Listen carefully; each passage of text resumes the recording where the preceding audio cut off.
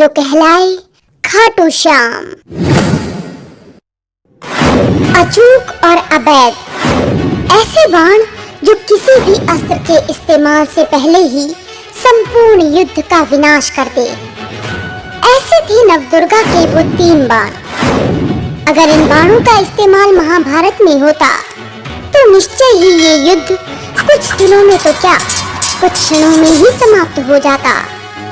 जी हाँ, हम बात करने जा रहे हैं भीम और हिडिंबा के पुत्र और घटोत्कच के पुत्र बर्बरीक की। बर्बरीक को 3 बाणधारी, शीश के धनी और हरे का सहारा खाटू श्याम के नाम से भी जाना जाता है। पर क्या है इस महाशक्तिशाली अजय वीर की कथा, जिसे स्वयं श्री कृष्ण ने महाशक्तिशाली योद्धा की उपाधि दी थी। स्कंद पुराण के अनुसार घटोत्कच के शास्त्रार्थ की प्रतियोगिता जीतने पर श्री कृष्ण ने उसका विवाह दैत्यराज मूर की पुत्री मौरवी से करवाया था। घटोत्कच व माता मौरवी को एक पुत्र रत्न की प्राप्ति हुई, जिसके बाल बब्बर शेर जैसे थे, जिसके कारण उस बालक का नाम बर्बरीक रखा गया। बर्बरीक में महाबली भीम के अंश के साथ साथ अपनी दादी हिडिंबा का मायावी अंश भी विद्यमान था, जिस कारण वो अत्यंत बलवान और बुद्धिमान था। कथाओं के अनुसार बर्बरीक बाल्यावस्था से ही जिज्ञासु था, अतः अपने पुत्र के इस गुण को जानकर घटोत्कच उसे श्री कृष्ण के पास द्वारका ले आए। हे वासुदेव, बर्बरीक में वो सब गुण हैं जो इसे दूसरों से श्रेष्ठ बनाते हैं, परंतु इसकी जिज्ञासा को मैं शांत नहीं कर सकता, अतः आप ही इसका मार्गदर्शन कीजिए। बर्बरीक, तुम मुझे उतने ही प्रिय हो जितने कि तुम्हारे पिता और दादा भीमसेन हैं। तुम अभी गुरु विजय सिद्धसेन की शरण में जाओ, वही तुम्हारी जिज्ञासा शांत करेंगे। श्री कृष्ण की आज्ञा लेकर बर्बरीक गुरु विजय सिद्धसेन के आश्रम जा पहुँचे और उन्हें सारी बात बताई, जिसके पश्चात बर्बरीक ने वहां रहकर अस्त्र शस्त्र व वेदों का ज्ञान प्राप्त किया, परंतु उनके मन की जिज्ञासा शांत नहीं हुई। उनके गुरु के पूछने पर उन्होंने बताया, गुरुदेव, मैं एक महान कुल से संबंध रखता हूँ, जिनके महारथियों की गिनती भी नहीं की जा सकती। मैं ये सोचता हूँ कि मेरे पास ऐसा कौन सा गुण है, कौन सा शस्त्र है जो मुझे सही रूप में उन्हीं का वंशज बनाता है। अपने शिष्य की इतनी विचित्र जिज्ञासा को जानकर गुरु भी अचंभित रह गए और इसके पश्चात उन्होंने बर्बरीक को नवदुर्गा की आराधना करने का आदेश दिया और ये कहा कि तुम्हारी जिज्ञासा केवल जगत जननी ही शांत कर सकती है। कई वर्षों तक बर्बरीक ने माँ दुर्गा की घोर तपस्या की और उन्हें प्रसन्न किया। बर्बरीक की तपस्या से प्रसन्न होकर माँ दुर्गा प्रकट हुई और बोली, वीर बर्बरीक, तुम्हारी तपस्या पूर्ण हुई। बोलो, क्या वरदान चाहिए तुम्हें? माँ, मैं आपसे ऐसा दिव्य अस्त्र चाहता हूँ जो अर्जुन के बाणों की तरह अचूक और भीमसेन के बल की तरह महाशक्तिशाली हो। मुझे ऐसे अस्त्र का वरदान दीजिए जो आज से पहले ना किसी के पास था और ना ही मेरे बाद किसी के पास होगा। तथास्तु। इसके पश्चात आशीर्वाद स्वरूप माँ दुर्गा ने बर्बरीक को 3 अभेद बाण दिए, जिससे वो कुछ क्षणों में ही किसी भी युद्ध को समाप्त कर सकता था। इतने शक्तिशाली बाणों को पाकर बर्बरीक सबसे पहले अपनी माँ मौरवी के पास पहुँचे और बोले, माँ, मेरी बरसों की जिज्ञासा आज शांत हो गई है। अब मैं अपने आप को पूर्ण रूप से पांडवों के कुटुंब का देखता हूँ। ये 3 बाण इतने शक्तिशाली हैं कि अब मुझे कोई भी पराजित नहीं कर सकता। तुम्हें प्रसन्न देखकर मैं भी प्रसन्न हूँ पुत्र, पर मुझे एक वचन दो कि तुम सदैव कमजोरों के पक्ष में ही युद्ध लड़ोगे। बर्बरीक ने बिना सोचे समझे अपनी माता को ये वचन दे दिया और महाभारत के युद्ध में भाग लेने के लिए अपने नीले घोड़े पर सवार होकर कुरुक्षेत्र की ओर निकल पड़े। महाभारत की कथा के अनुसार सभी पांडव इस विचार से ग्रसित थे कि कौरवों की महाविशाल सेना के सामने उनकी सेना तिनके मात्र है कि तभी वहां बर्बरीक आ पहुँचे और अपने सभी बड़ों को ये आश्वासन दिलाया कि उसके असीम बल और 3 अभेद बाणों से वो शत्रु की अनगिनत सेना का भी अकेले ही वध कर सकते हैं। जब ये बात श्री कृष्ण को पता चली तो वो बर्बरीक के इस कथन को परखने के लिए उसके पास जा पहुँचे और बोले, पुत्र बार्बिक, मैं भी इस युद्ध में भाग लेने वाले सभी महारथियों से मिलकर आ रहा हूँ। मैं ये जानना चाहता था कि कौन सा महारथी इस युद्ध को अकेले ही कितने समय में समाप्त कर सकता है।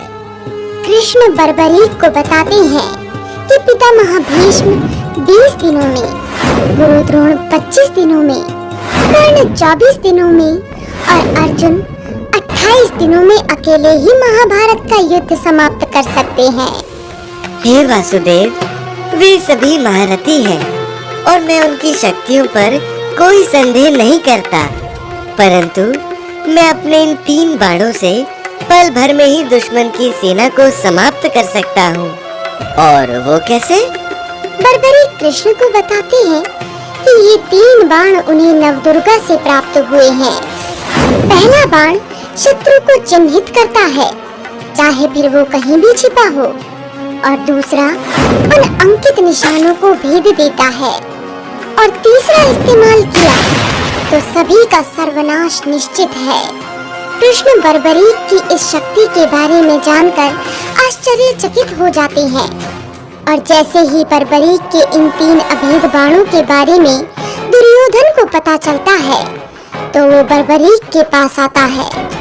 उस समय बर्बरीक ध्यान मुद्रा में बैठे थे। दुर्योधन ध्यान में बैठे हुए बर्बरीक को अपनी गदा से मारने का प्रयास करता है, परंतु अंगराज कर्ण उसे ये कहकर रोक देते हैं कि किसी निहत्थे और ध्यान में बैठे को मारना सबसे बड़ा अपराध है। बर्बरीक के बाणों के बारे में जानकर पांडवों में अत्यंत उल्लास था, परंतु श्री कृष्ण को बर्बरीक की शक्ति और उसके वचन की चिंता सताई जा रही थी जो उसने अपनी माँ को दिया था, जिसके लिए श्री कृष्ण बर्बरीक के पास जा पहुँचे और उन्हें पीपल के सभी पत्तों को अपने बाणों से भेदने को कहा। जब बर्बरीक अपने मंत्रों से दैविक बाणों को जागृत कर रहा था, तब श्री कृष्ण ने पीपल का एक पत्ता अपने पैर के नीचे छिपा लिया। बर्बरीक ने पहला तीर छोड़ा और सभी पत्तों को अंकित कर दिया और उसने क्षण भर में ही सभी पत्तों को भेद डाला। वही तीर अंत में श्री कृष्ण के पैरों के पास आकर चक्कर लगाने लगा, जिससे श्री कृष्ण समझ गए कि अगर बर्बरीक दुर्योधन के पक्ष से लड़ा तो वो पांडवों को कहीं भी छुपा ले, उसके बाण उन्हें ढूंढकर मार ही डालेंगे। वीर बर्बरीक, मेरा एक प्रश्न है जिसका जवाब केवल तुम ही दे सकते हो। तुमने अपने माता को वचन दिया है कि तुम सिर्फ कमजोर की तरफ से ही लड़ोगे, तो तुम्हारे पहले वार के बाद तो दुर्योधन कमजोर हो जाएगा, अतः उसके बाद तुम उसकी तरफ से अपने कुटुंब के विरुद्ध खड़े होगे। मेरा वचन तो यही कहता है वासुदेव। इस तरह तो तुम दोनों दलों के बीच में झूलते ही रहोगे और अंत में सब मर जाएंगे और बचोगे तो केवल तुम। फिर धर्म युद्ध का निर्णय क्या होगा? तो आप ही बताइए, मैं क्या करूं केशव? आप मेरे गुरु भी हैं और बड़े भी। आपने सदैव ही मेरा मार्गदर्शन किया है। आप जो भी कहेंगे वो मुझे स्वीकार होगा। अगर ऐसा है तो तुम्हें गुरु दक्षिणा देनी चाहिए। इसके पश्चात श्री कृष्ण बर्बरीक से उसका शीश गुरु दक्षिणा में मांग लेते हैं और बर्बरीक तनिक भी संकोच न करते हुए अपना सर काटकर श्री कृष्ण को भेंट कर देते हैं, जिस पर श्री कृष्ण ने अत्यंत प्रसन्न होकर बर्बरीक से कोई भी वरदान मांगने को कहा और बर्बरीक बोले, हे श्री कृष्ण, मेरी इस महाभारत के युद्ध को देखने की बड़ी इच्छा है, कृपया कर मुझे ऐसा वरदान दीजिए कि मैं संपूर्ण युद्ध को देख सकूं।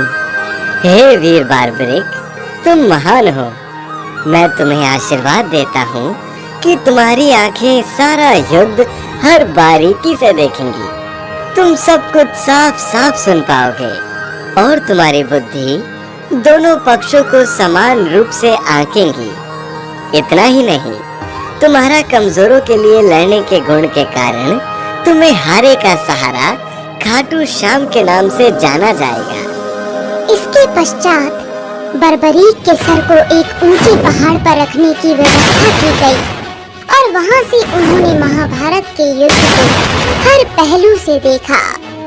तो मित्रों, ये थी कथा वीर योद्धा बर्बरीक की, जो अगर महाभारत के युद्ध में भाग लेता तो मात्र 1 मिनट में ही सारे युद्ध को समाप्त कर देता। आपको ये वीडियो कैसी लगी और आप अगली वीडियो किस महावॉरियर की देखना चाहते हैं, हमें कमेंट सेक्शन में लिखकर बताइए।